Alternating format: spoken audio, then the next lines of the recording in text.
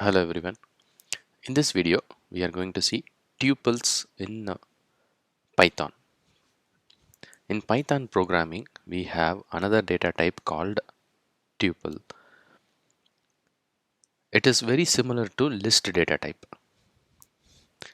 Whenever we use tuples, we will make use of this braces. But whenever we use list data type, which is very similar to array, we use angle braces. Whenever we create a list data type, we can change the value by making use of the index. Using the index value, we can change the value in the list. But tuples are immutable.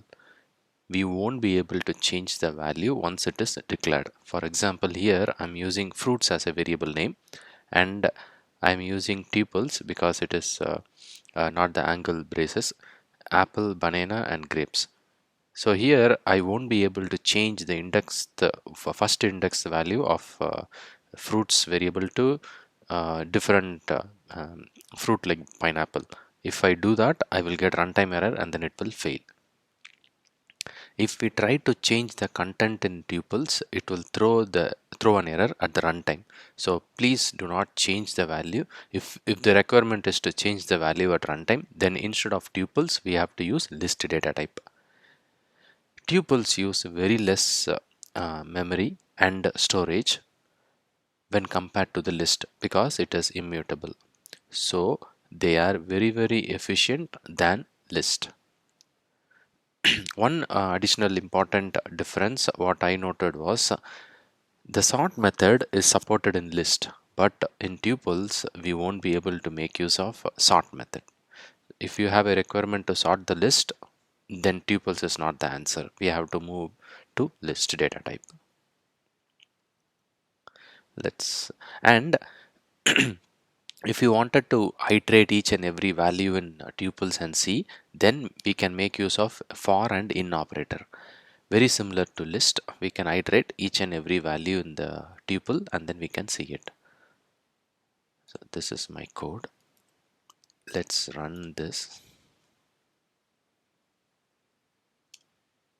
So I'm able to iterate and see each and every value in the tuples. Iteration using for and in operator is very similar to list data type.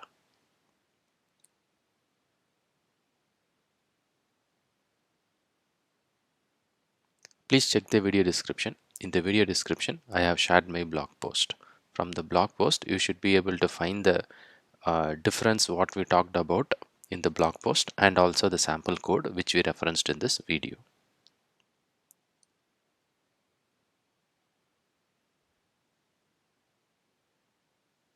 I hope it was helpful.